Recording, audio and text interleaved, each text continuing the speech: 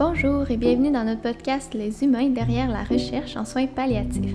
Il s'agit d'une initiative développée par des étudiants au sein du Réseau québécois de recherche en soins palliatifs et de fin de vie, ou plus communément appelé RQSPAL. À chaque épisode, nous rencontrerons des étudiants, des chercheurs ou des bénévoles en soins palliatifs pour mieux comprendre leur parcours et plus précisément pourquoi ils ont choisi le domaine si mystérieux et empreint d'humanité que sont les soins palliatifs et de fin de vie. Bonjour et bienvenue à ce nouvel épisode du podcast Les humains derrière la recherche en soins palliatifs. L'épisode d'aujourd'hui sera co-animé par Carole Bélanger et moi-même, Liane Robichaud. Et dans quelques instants, nous allons rencontrer Annie Leduc, une étudiante à la maîtrise à l'Université du Québec en Outaouais. Et avant de te laisser la parole, Annie, pour que tu puisses nous parler de ton parcours et de ton cheminement, nous aimerions te remercier pour ton intérêt envers notre podcast. Nous sommes très contentes de pouvoir discuter avec toi. Et cet épisode-là s'annonce vraiment intéressant. Donc, pour commencer, est-ce que tu pourrais nous parler de ton parcours général afin que les auditeurs et nous puissions mieux te connaître? Donc, on te laisse y aller sur cette note-là. On se lance comme ça. Oui, oui. Donc, mon parcours général. Mais écoutez, je vais être très transparente avec vous. Je vais avoir 45 ans à l'automne. Donc, moi, j'ai fait mon cours, j'ai débuté mon cours par une technique en 1994. Donc, j'ai gradué en 97 du Collège de l'Outaouais comme infirmière. Donc, j'ai fait une technique. À l'époque, je me suis inscrite vraiment en technique parce que je suis une personne ultra perfectionniste, vraiment appliquée dans mes travaux. Tu sais, mettons, j'aime ça. Moi, je suis satisfaite avec des notes en haut de 85, disons. Fait que c'était comme ça au secondaire, c'était comme ça au cégep. Fait que je voulais vraiment quelque chose, étudier en quelque chose de concret. Puis moi, dès secondaire 3, je savais que je voulais être infirmière. Dès secondaire 3. Fait que j'avais cette chance-là, tu sais. Donc, j'ai fait le cégep en pensant que j'aurais jamais la capacité de faire un bac. Puis un an plus tard, je me suis inscrite au baccalauréat. Dans le temps, c'était baccalauréat de perfectionnement. Fait que c'était un complément au DEC que j'avais fait. Donc, je travaillais à temps complet de nuit, puis j'ai fait mon bac, mais pas à temps complet. À l'époque, on pouvait le faire en 3 ans. Je vous dirais que je l'ai fait en 4 ans. 3 ans et demi, 4 ans. Donc, je suis graduée du bac en 2003, avril 2003. Puis après ça, ben, pendant ce temps-là, comme je vous dis, je travaillais à temps complet. Donc, rien laissait croire que je m'alignerais vers les soins palliatifs. Je n'avais jamais pensé à ça.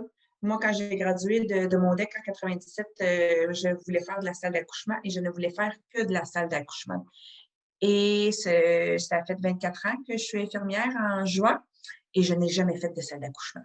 Bref, pour dire que des fois, nos plans dans nos têtes, hein, ça change quand on fréquente le milieu. Donc, quand j'ai commencé à travailler à l'hôpital de Gatineau en 97, déjà, j'étais au 5e Nord et au 5e Nord, il y a 5 lits officiels de soins palliatifs. Et la première nuit que j'ai travaillé, j'avais les lits de soins palliatifs, plus d'autres patients, bien entendu. Puis dans ma tête à moi de jeune graduée soins PAL, pas soins PAL, jeune graduée, des soins palliatifs, quand tu avais ça, ben, c'était des gens hyper instables qui étaient pour nous. En tout cas, j'ai pleuré au début de la nuit parce que je pensais qu'ils étaient pour tous décédés pendant la nuit que je travaillais. Pour finalement, au matin, j'ai passé à travers la nuit, puis au matin, pour voir ces gens-là debout au lavabo en train de se brosser les dents, de me dire bonjour, garde, comment ça va? Là, je me disais, OK, ils sont en soins pâles, mais ils sont pas en train de mourir là, tu sais. Fait que ça, déjà là, ça se met une petite graine pour que je me pose beaucoup de questions sur les soins pâles. Puis les 2 ans que j'ai été là, j'en ai fait vraiment beaucoup, puis je me suis découvert pas une passion tout de suite, mais ça se met une petite graine, comme on pourrait dire. Tu sais, mais c'est quelque chose que je me suis rendu compte que j'avais pas peur de la mort, pas peur d'interagir avec les gens, pas peur d'interagir avec les familles non plus. Fait que ça, c'était au début. Après ça, j'ai fait 14 ans de nuit à l'urgence. Pas 14 ans de nuit, 10 ans de nuit à l'urgence. Au total, j'ai été 14 ans de nuit. Fait que 10 ans de nuit à l'urgence et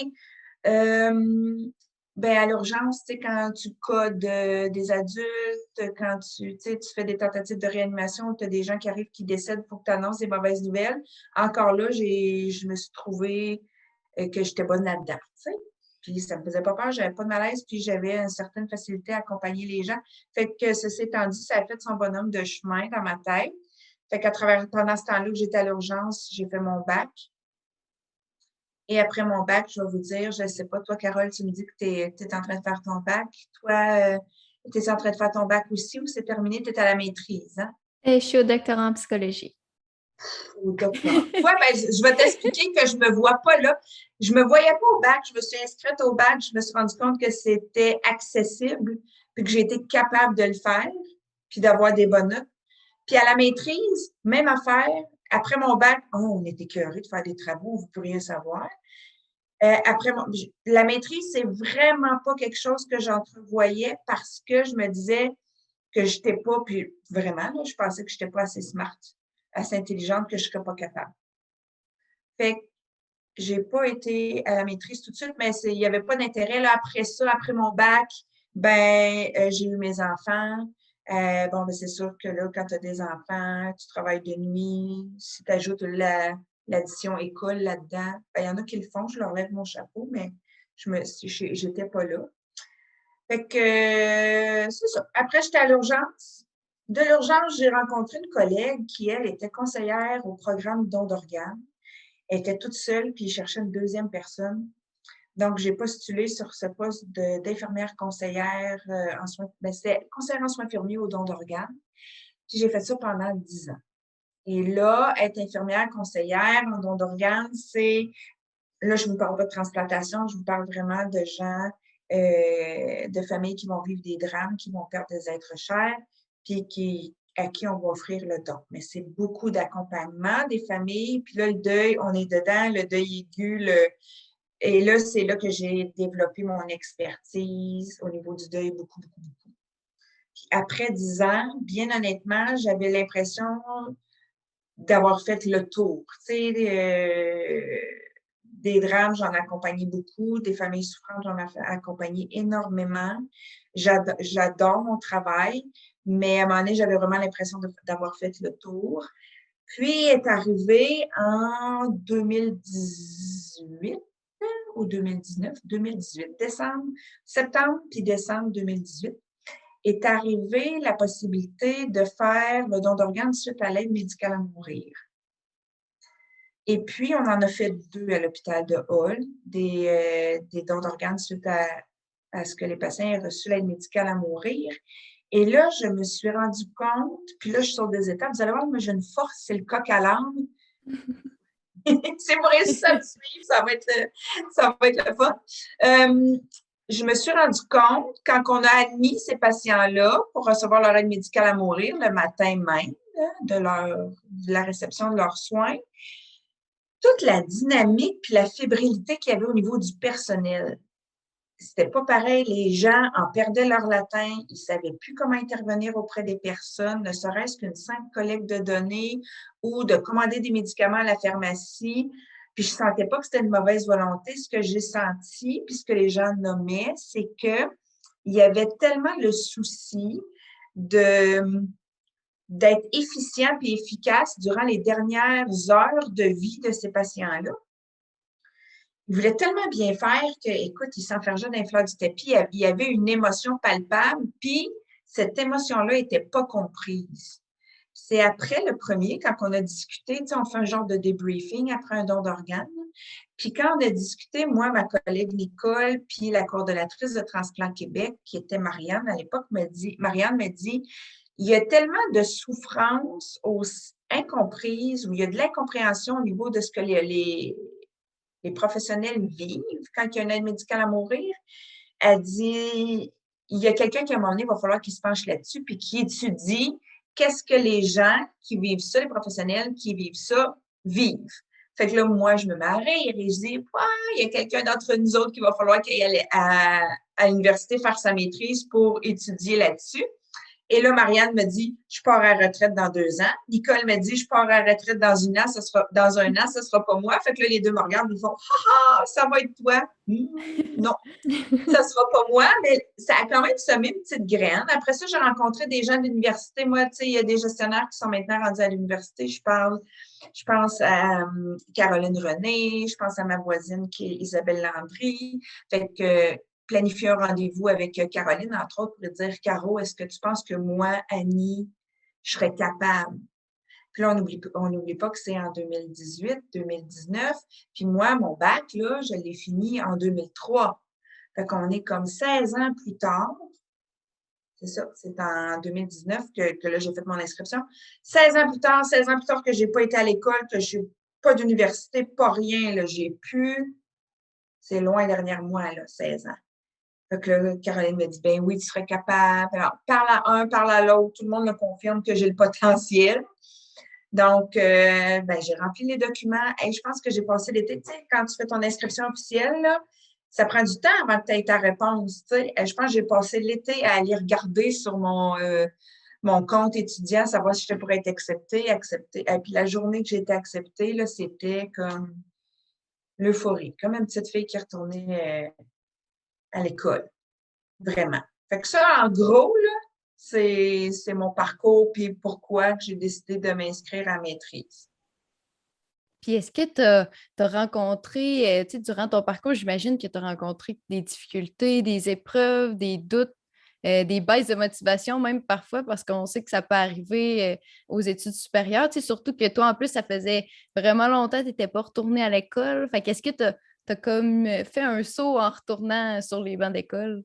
Écoute, tellement, là. Premier cours, épistémo. Et je ne sais pas si. Ah, ben, t'as peut-être fait un petit peu, toi, Carole, au bac, épistémologie, en tout cas, bon, j'oublie les mots, mais je vais me retrouver, qui nous rattache au modèle conceptuel, puis tout ça. Hein? Ça, c'était loin dans ma tête. Puis, le premier cours, j'étais avec des gens, on était quand même assez une grande classe, c'est tout en ligne, hein, les études supérieures, puis on était en ligne, on était en Zoom, tout le monde se présentait, et là, tout le monde a 2, 3, 4 ans, 8 ans d'expérience. Ils étudient tous ou toutes pour être infirmières en première ligne, infirmières spécialisées en première ligne. Puis, moi, la vieille crunch, la seule. Bon, ben bonjour, moi, c'est Annie. Ça fait 23 ans que je suis infirmière. Puis moi, ben, je suis, voyons, à la maîtrise avec mémoire, hein, en recherche, puis j'écris un mémoire. Fait que là, il y a comme un silence. Là. Fait que les premiers cours, je me suis sentie vieille. Vraiment pas ça coche. Là. Tu sais, quand vous sortez du bac, tout est frais dans votre tête. Tout le monde a des belles discussions. Leur niveau, hey, je me sentais pas ça coche. Puis, mais ce qui est beau là-dedans, c'est que tu développes un réseau. Puis c'est ça le secret aussi, c'est de se développer un réseau ou ne serait-ce que de participer à des choses comme ça, comme vous faites, les filles, ou comme j'ai fait aussi la semaine de la recherche au mois de mars. Là. C'est en rencontrant des gens, en discutant avec des gens que tu dis, OK, je me sens de même, mais c'est normal. Puis tout le monde se sent comme ça. Tu sais, arrivé à la mi-session, j'avais juste un cours, là. Je suis pas en train de comparer les autres. Là. Je travaille à temps complet, c'est une chose, mais j'étais vraiment dans mes pantoufles, comme on dit, parce que le don d'organes, je connaissais bien ça, fait que c'était pas un défi avec le travail. Mes enfants sont rendus grands, mon fils a 16 ans et demi, ma fille a 11 ans, fait que, tu sais, disons, ils sont plus autonomes. J'ai la chance qu'il n'y avait pas de difficulté à l'école, fait que ça allait bien. Mais écoute, on fait beaucoup de lecture là, à la maîtrise. Puis c'est tout en anglais. Puis moi, mon anglais se résume à Yes, No, Toaster, Canadian Tire. Fait que là, en tout cas, je me sentais vraiment loin, tu sais. Fait que ça, de rester motivée au début, ça a été un défi. Puis jusqu'à temps que je comprenne que tout le monde se sentait comme moi, là, ça a normalisé les choses. L'autre chose qui a aidé beaucoup, c'est qu'éventuellement, quand tu n'arrives pas, tu sais, quand j'ai le syndrome, quand tu as le syndrome de la page blanche, quand il faut que tu écrives un travail, là, puis moi, je suis du style que, ben ça, au bac, c'était pareil, puis j'ose pas le dire trop fort, mais au bac, c'était pareil. Moi, je suis productive la veille de la date de la remise, tu sais. Mais à maîtrise, il ne faut pas que tu fasses ça, tu sais. Ça m'a pris une couple de travaux avant de comprendre qu'il ne fallait pas que je fasse ça si je voulais rester en santé, mais qu'à la maîtrise, c'est un petit peu plus flexible. Tu parles avec ton prof, tu peux expliquer ce qui se passe, ils sont conscients que tu travailles aussi en même temps qu'il y a des défis autour, tu sais, puis vraiment, ils sont tous compréhensifs. En tout cas, ceux que j'ai eu à venir jusqu'à présent, là, c'était vraiment fantastique. Fait que, tu sais, ça, euh, c'était un plus aussi. Oui, vraiment beaucoup. Fait qu'on Est-ce peut dire que que... Ah, ben vas-y, Eliane, je te laisse la parole. Pardon. Mais je pense qu'on s'en alignait sur la même question. Je me demandais, dans le fond, est-ce qu'il y a des ressources qui t'ont aidé à t'adapter au début? Tu sais, des moyens auxquels tu as pu te retourner, puis ça a été facilitant pour toi? Oui. Euh, Puis en fait, là, ils te sont soumis ces ressources-là, puis il faut que tu les utilises parce que moi, je suis du style que je vais être capable de ça. Hein? C'est toujours ça que je me dis. Ne serait-ce que la bibliothèque pour apprendre comment fonctionnent toutes les applications dont tu as besoin. Faut les utiliser. J'ai pilé sur mon orgueil, puis j'ai été à l'université suivre le petit cours pour, c'est EndNote que ça s'appelle, hein, pour faire ta, j'ai été à l'université, j'ai pas tout compris, j'ai réécrit à Simon, je l'ai fait une deuxième fois. Tu sais, mais c'est des outils aidants, puis il n'y a personne, en tout cas, s'il me jugeait, je ne l'ai pas vu. Il n'y a personne qui juge, tu y vas, tu poses tes questions. Oui, ces ressources-là, ça m'a aidé beaucoup. Les profs, ça m'a aidé beaucoup. Puis, à un moment donné, il faut que tu aies une directrice ou un directeur de recherche quand tu es aux études supérieures. Puis ça, c'est quelque chose que j'ai vraiment découvert. C'est vraiment une belle ressource aussi. Il y en a, tu sais, là, je suis à temps partiel, j'ai fait un cours à la fois. Puis là, j'ai eu la brillante idée, ben, en tout cas, il y a un nouveau poste qui s'est affiché. Puis, tu sais, je me disais, moi, je vais faire ma maîtrise, je vais rester au don d'organes, je vais être confortable dans mes vieilles pantoufles. Tu sais, ça va bien aller au niveau du travail, je vais me concentrer sur mes études. Ben non. Aller aux études supérieures, ça t'offre des opportunités au travail aussi. Fait qu'étant donné que ma maîtrise était commencée, j'ai eu l'opportunité d'appliquer sur un poste de conseillère cadre en soins infirmiers. Fait que j'ai appliqué dessus et je l'ai eu. Mais là, ce que ça fait, c'est que j'allais sur un poste où je connaissais pas, je connaissais rien, tout était nouveau, toute la gestion, c'est nouveau pour moi. Tout le travail d'une conseillère cadre, c'est tout nouveau. Fait qu'il y avait plein de choses de nouvelles au travail qu'il fallait que j'apprenne et que je comprenne. Et il y avait plein de choses de nouveau à l'école aussi. Fait que là, mon cerveau était surstimulé. Je faisais le cours de méthode quantitative en même temps. Je vois vos sourires. Ouais, on connaît ça. Oui, je suis pas une fille de Ah, faut pas que le prof écoute ça, pauvre petit. Mais c'était le fun, là. Mais je suis pas une fille de quanti, hein. Ça demande vraiment. En tout cas, ça demande beaucoup de réflexion, de jugeote, plus mon travail. Fait que ce qui est bien aussi, puis la ressource que j'ai utilisée vraiment beaucoup, c'est ma directrice de recherche. À un moment donné, je pouvais juste plus, là. Je pouvais juste plus suivre la cadence, puis j'ai pris une pause. Comme là, je suis en pause jusqu'en janvier. Fait que j'ai pris deux sessions de pause parce que là, je pouvais plus être efficace en nulle part. Je n'étais plus efficace à l'école, je n'étais plus efficace au travail, je faisais juste papillonner. Tu sais, éteindre des feux, là. Tu sais, tu fais des choses pour... tu butines. Tu en fais un petit peu partout, mais je n'étais jamais satisfaite du résultat. Puis ça, au niveau émotionnel, au niveau psychologique, ça m'atteignait vraiment beaucoup.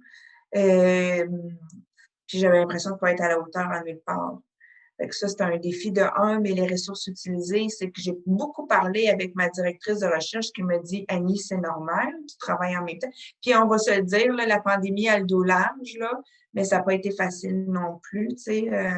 Puis là, en faisant le saut du côté des cadres, ben c'est différent aussi la gestion de la pandémie. Fait que c'est pas facile. Fait que tous les outils, même la dame du registrariat pour les inscriptions, elle m'a aidé.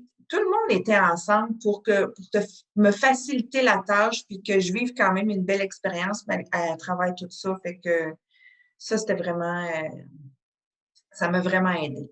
Dans le fond, ce qu'il faut se dire, c'est que faut pas tout garder pour soi puis penser qu'on n'est pas normal ou tu sais, tu vis de la pression, tu vis des choses, t'en parles, puis il y a quelqu'un quelque part qui va être là pour te mettre sur la bonne piste puis te dire, écoute, ce que tu vis là actuellement, c'est entièrement normal. Moi, j'ai vécu telle chose.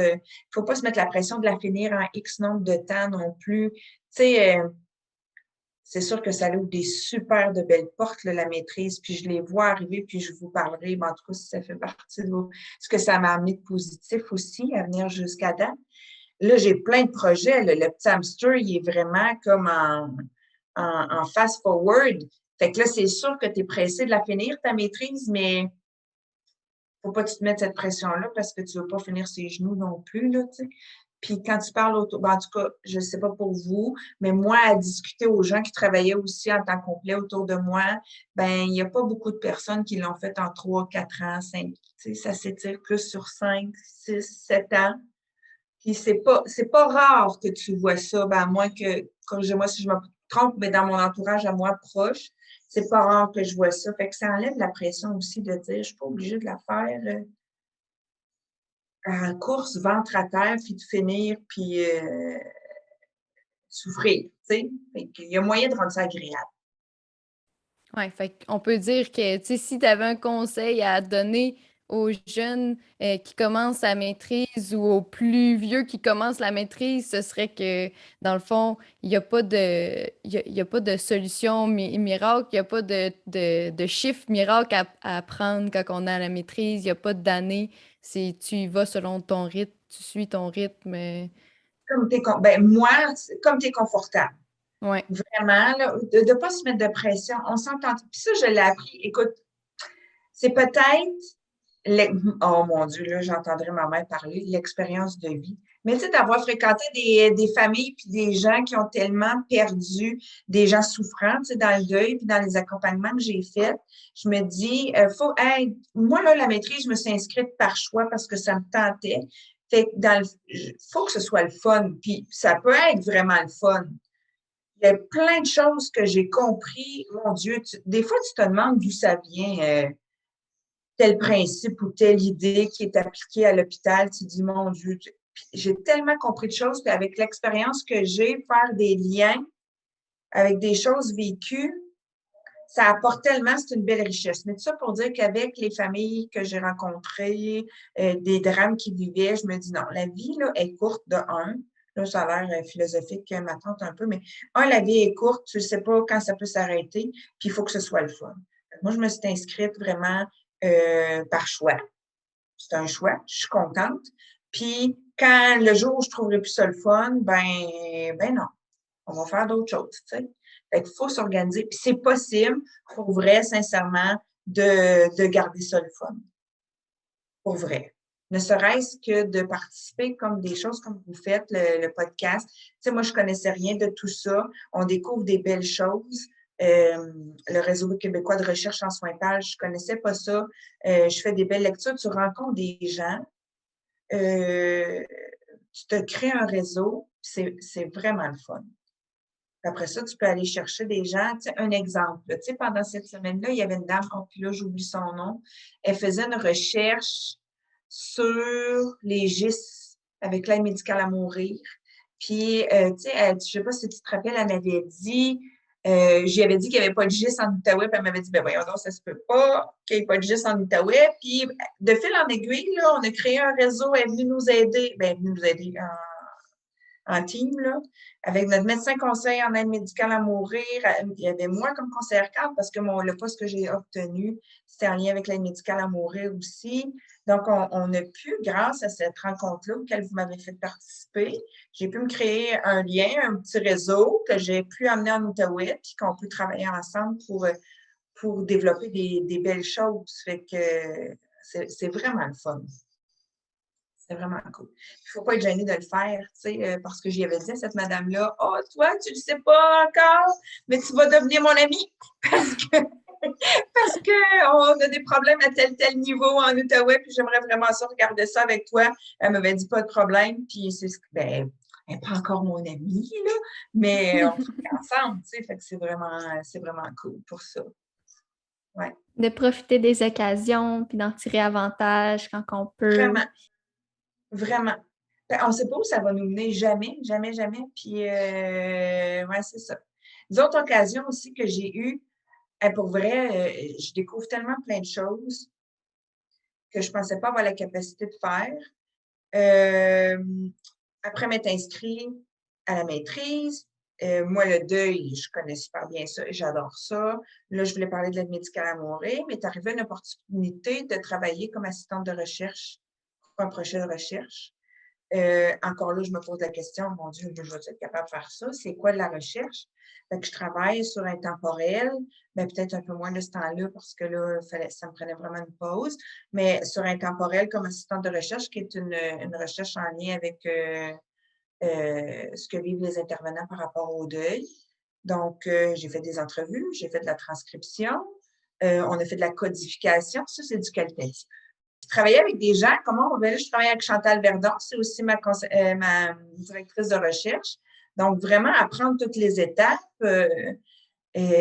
comment écrire un article, où ça nous mène, c'est vraiment, puis encore là, tu rencontres des gens. Je me suis fait une amie vraiment proche, Laurence. On a eu des cours ensemble, on travaille ensemble sur le projet de recherche. Puis Laurence, je ne l'ai jamais vue en vrai, là, je l'ai toujours vue à travers l'écran. Fait que ça amène tellement des belles choses. Puis là, ça me confirme que j'ai encore beaucoup de choses à apprendre, que c'est vraiment là que je veux m'en aller, puis que ça me motive à lire. Moi, je n'avais jamais compris, mettons, au bac, là, pourquoi il fallait lire 5 articles scientifiques récents de moins de 5 ans, ta bibliographie. Non, mais, hein? Puis là, écoute, je veux tout le temps faire des recherches, je veux tout le temps aller chercher des articles, lire. Je me dis, mon Dieu, comment c'est que je n'ai pas lu ça avant? C'est tellement aidant. Ça m'a redonné le goût de, de lire et tout ça en lien avec le travail que je fais. Ouais, c'est vraiment cool. Là, je vous parle, tu sais, j'ai été vraiment fatiguée, j'ai vraiment pris une pause parce que j'en pouvais plus. Puis là, je vous parle, puis je me dis, hey, peut-être je pourrais me réinscrire en septembre. J'ai-tu assez d'énergie pour ça? En tout cas, je vous laisserai savoir qu'est-ce que j'ai décidé de faire. Mais c'est beau de t'entendre parler. Tu sais, on voit qu'il y a vraiment de la passion qui ressort. Là, puis, tu sais, justement, même si tu as décidé de prendre une pause tu sais, pour te ressourcer, puis tu sais, prendre ça plus relax pour toi et ta santé mentale, là, si on peut dire ça comme ça. Là. Tu sais, on voit que la passion est toujours là, puis c'est vraiment beau à voir. Puis je Et j'aime terminerais vraiment peut-être. ça. Ouais, Oui. ben ça se voit là, vraiment. Là. Puis en tout cas, c'était vraiment le fun de te rencontrer. Puis on voulait, moi et Iliane, on avait pensé peut-être te demander si tu pouvais parler à la jeune chercheuse, la jeune clinicienne que tu étais, quel message que tu aimerais lui transmettre? Que tu es capable d'arrêter de mettre en doute que tu n'es pas assez bonne. Pas assez bonne, mais honnêtement, là, je pensais que je vais vous dire comme je parle à tous les jours, que je n'étais pas assez smart pour ça. Que je me suis toujours. Comment je te dirais ça, donc? Je vous le dirais ça. Tu sais, moi, là, Annie, je suis perfectionniste dans l'âme, j'aurais besoin de tout connaître pour hier, hein? D'être bonne tout de suite en commençant. Puis, à mon premier cours, ça a tout démystifié. Ben non, même si c'est la maîtrise, c'est la même chose que les autres cours, étape par étape, petite bouchée par petite bouchée. Il t'explique comment ça fonctionne. Tu sais, n'écriras pas ton mémoire demain matin, là. Hein? Faut que tu fasses beaucoup de cours avant de savoir. Mon Dieu, fais-toi confiance. C'est ça que j'aurais le goût de dire à la Annie d'il y a plusieurs années, là. Fais-toi confiance, tu es capable. T'sais. Puis ça amène plein d'opportunités, de belles choses. Ça ouvre des portes que tu pensais même pas, que tu rêvais en secret parce que tu ne te permettais pas.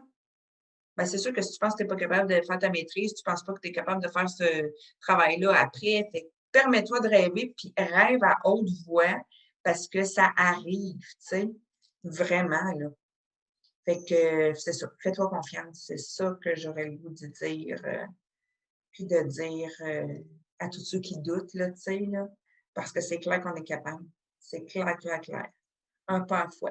Puis la journée où vous vous levez, puis que, hey, écoute, pleurer, là, le matin que tu te lèves, que tu brailles parce que tu le sais pas, mon Dieu, j'arrive pas, je comprends rien, et fais juste te dire que ça a l'air que c'est normal. Parce que quand on s'est tous parlé en mars, là, ben, tout le monde avait pleuré, tout le monde avait eu des doutes. Fait, ah, ouais, t'as vraiment.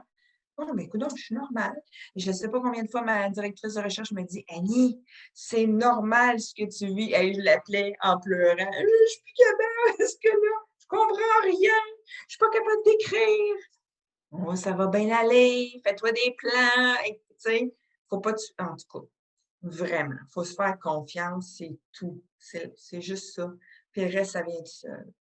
Fait que si à un moment donné, il y a quelqu'un d'entre vous autres là, qui avait le goût de pleurer puis de jaser, appelez-moi, je vais jaser avec vous autres, il n'y en a pas de problème. C'est vraiment un message qui est super inspirant, de t'écouter parler en toute franchise comme ça, puis tu sais, tu poursuis tes rêves, en fait, puis que on dirait que ce que je retiens, c'est qu'il faut en parler, d'oser en parler. Ça va normaliser les choses, puis ça va faire qu'on apprécie davantage. On est plus en contact aussi avec les autres. Puis ça enlève une pression, hein? Parce que tu te demandes tout le temps, coudonc, je suis normale, peut-être que je ne suis pas faite pour ça, mais à partir du moment où tu sais que tout le monde passe par cette gamme d'émotions-là, puis ces doutes-là, peu importe l'âge, parce que je reviens tout le temps au fait que, mais là, c'est moins pire aux mémoires, là, la tendance est plus vieille aux mémoires, mais au début, tu sais, avec toute cette belle jeunesse-là que je trouvais, mon Dieu, beaucoup plus intelligente que moi. Saint-Anne. Mais écoute, mais de retourner à l'école avec la techno puis tout ça, là, je me suis remis à jour. Puis, ouais, puis même à 45 ans, là, je suis chez mes parents, ma mère, là, ici, là, mais elle s'informe encore de mes notes que je reçois, puis ils sont super contents quand je ramène des bonnes notes. Puis avec mes enfants, écoute, tellement de belles leçons pour les enfants, parce que là, dans mon bureau, avec mes écrans pour travailler, ma fille qui s'en va en 6e année, bien, cette année, elle avait son bureau à côté de moi, on faisait nos devoirs ensemble. Tu sais, là, quand la date de remise est à minuit, puis il est minuit moins 10, puis que tu es encore en train de taper ta conclusion. Puis là, mon fils, il rentre. Ben voyons, maman, tu es encore là-dessus, ça n'a pas de bon sens, lâche pas, tu es capable. Il va avoir 16 ans, 16 ans et demi. Puis quand on a nos notes, on se félicite, tout le monde des high five ensemble parce qu'on a. Écoute, ils sont vraiment contents, eux autres aussi. Je trouve que c'est un bel exemple à donner. Ah, mais c'est tellement le fun d'entendre ça, là, tu sais, je pense que ça va en motiver plusieurs, en tout cas. Moi, ça me motive. Oui, ben écoute, Oui. ben, merci, ça me fait plaisir parce que pour vrai, là, c'est tellement un beau métier. Hey, là, je vous le dis, je pourrais continuer comme ça, mais c'est tellement un beau travail. On peut faire une différence. Toi, dans quoi tu aimerais travailler? Carole, dans quel domaine tu te. Ben, je sais comme pas trop encore, là. Il y a tellement. Tu sais, je suis une personne comme ça, là, tout m'intéresse, ça. Oui. J'essaie d'en voir le plus possible pour, après ça, être capable tu sais, de voir plus vers quoi je vais m'en aller, là. Mais quand j'ai découvert les soins palliatifs avec le Réseau québécois de soins palliatifs, Mhm. j'ai découvert quelque chose d'assez intéressant. Je connaissais vraiment pas ça, puis ça m'a fait découvrir vraiment un horizon. Ouais. On n'entend pas beaucoup parler à l'école. Tu C'est sais, moi, ça. j'ai fait des présentations au cégep à l'université sur le don d'organes. Donc, je suis capable de vous en parler pendant 2 heures, mais là, ça, c'est pas l'objet de la rencontre. Mais c'est tellement un milieu où on peut apprendre des gens puis des familles. Soins pâles, on peut apprendre. Là, moi, en don d'organes, je ne pouvais pas apprendre du patient parce qu'ils étaient morts. Je peux apprendre de leur famille beaucoup, beaucoup, là, au niveau de la résilience, au niveau de. En tout cas, je pourrais compter plein de choses. Mais au niveau des soins pâles, tu sais, du cheminement du patient comme tel, l'aide médicale à mourir, là, parler à quelqu'un qui va recevoir l'aide médicale à mourir. Là où j'ai eu le déclic, là, c'est surtout que lui, là, il veut recevoir l'aide médicale à mourir, mais il veut faire d'autres organes. Mais moi, je lui explique c'est quoi le don d'organes, puis qu'est-ce qu'on va faire avec lui après qu'il va avoir reçu son aide médicale à mourir. Puis il te pose des questions. Hein? Ah ouais, tu vas faire ça avec mon corps, puis tu vas m'amener à telle place, puis là, ils vont prélever mes poumons, ils vont prélever mes reins. Puis là, tu te dis, mon Dieu, je suis-tu en train de compter ça à lui? Tu sais, comme, tu sais, tu vois-tu un peu un peu l'incongruence, tu sais. Quand je vais être décédée, là, tu vas faire ça. Là, je disais, quand vous allez être décédé, on va vous rouler rapidement en salle d'opération, on va faire telle chose, on va procéder de telle façon. Puis là, lui, il t'écoute, ah ouais, écoute, c'est bien, ça va être cool parce que monsieur, il disait pas ça, mais c'est intéressant ce que tu me dis. Puis il me disait, mais mon Dieu, il trouve ça intéressant, mais sais-tu que c'était lui qu'on va faire ça, tu sais? Mais oui, fait qu'on vit des choses, puis on a tout à apprendre de ces gens-là. Fait que c'est vraiment cool. C'est vraiment des belles expériences enrichissantes, là. Oui, vraiment. Puis il faut en profiter, tu sais, c'est pas toujours facile, hein. Écoutez, je vous dirais pas que j'ai jamais pleuré avec des familles que j'accompagnais, là, mais versé une petite larme, là. Mais c'est vraiment enrichissant. Après ça, là, tu apprends beaucoup, beaucoup, beaucoup de ces expériences-là, vraiment. Mais ça fait de nous autres des meilleures personnes, hein. On se construit un bagage, puis on avance, dans la vie. Ouais. Dirais-tu que ce bagage-là, aujourd'hui, il t'aide à poursuivre dans ce qui te passionne, à la maîtrise, dans tes futurs projets? Oui. Comment ça pourrait m'aider? Moi, je veux toujours en savoir plus, savoir comment je pourrais aider mieux, ou aider plus ou aider différemment les familles que j'accompagne. Ça reste toujours mon dada. Puis là, on n'a pas parlé, mais mon cheval de bataille, beaucoup, beaucoup, puis ça va être un peu aussi le sujet de mon mémoire. Mon cheval de bataille, c'est prendre soin des infirmières. Tu sais, ce qu'on vit, là, puis ce que vous allez vivre dans les soins palliatifs, puis les émotions qu'on rencontre, c'est pas normal. Je veux dire, on n'est pas préparé tant que ça à l'école à rencontrer autant de tristesse, autant d'émotions, puis peut-être aussi fréquemment. Tu sais, je veux dire, quelqu'un dans la vie, bon, tu vas peut-être perdre ton grand-père, ta grand-mère, des gens de ta famille, mais ça, c'est proche à toi émotionnellement, mais vivre autant, mettons, de drames ou de situations, tu sais, mettons, en soins palliatifs, si tu as deux décès dans le même chiffre, ou dans ta semaine de travail, tu as 2, 3 décès à chacun de, ben là, j'exagère, mais tu sais, monsieur, madame, tout le monde n'est pas confronté à la mort aussi souvent que nous, on peut l'être confronté. Et je pense clairement que ça peut nous user, usure de compassion, le traumatisme vicariant.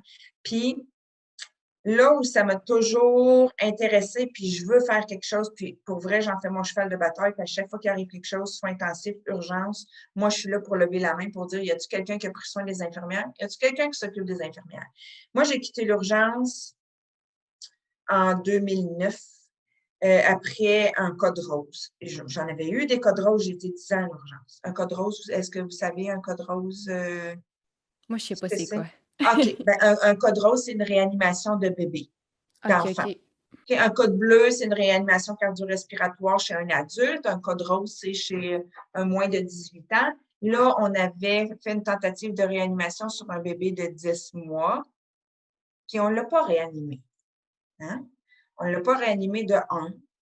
De deux, quand on a annoncé aux parents le décès de cet enfant-là, le cri de douleur, le hurlement de la maman, moi, ce soir-là, je ne sais pas ce que j'avais, pourtant, ce n'était pas la première fois, mais ce soir-là, ça n'a pas passé.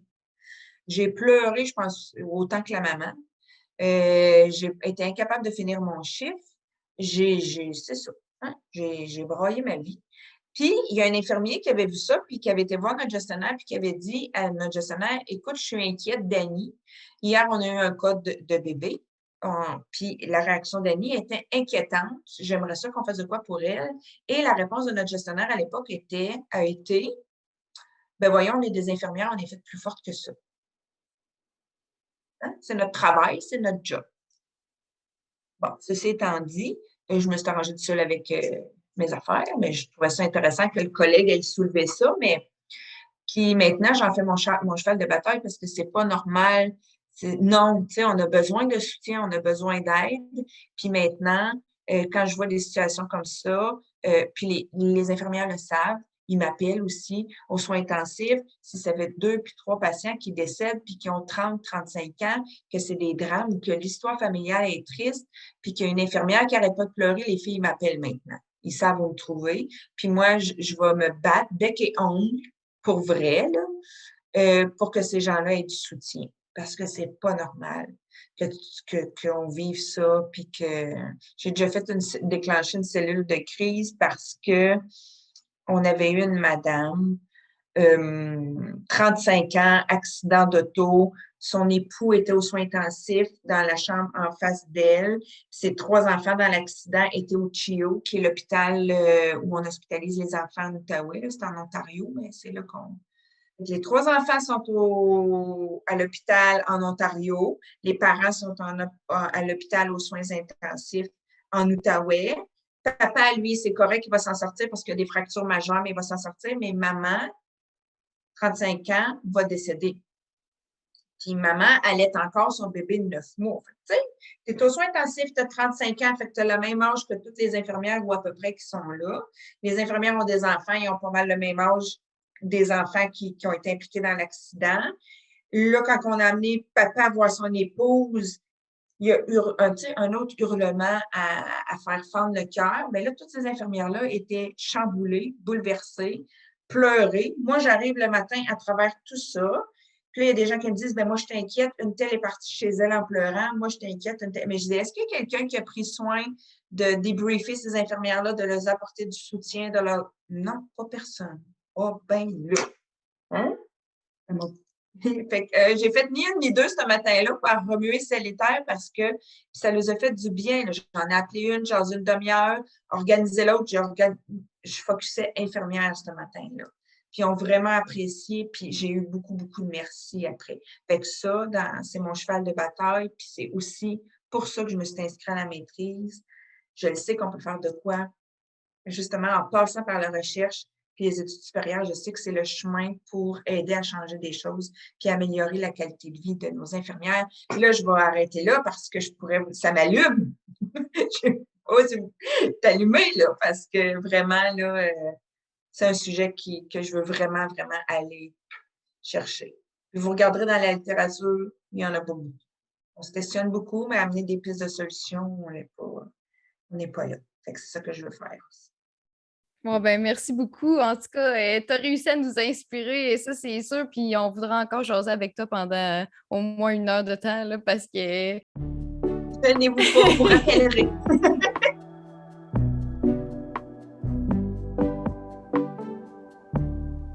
Donc, on vient de finir la discussion avec Annie. C'était vraiment, vraiment intéressant. Je ne sais pas, toi, Carole, tu te sens comment? On dirait que je me sens motivée, inspirée. J'ai le goût d'être autant passionnée qu'elle dans ce qu'elle fait, dans comment elle voit les choses.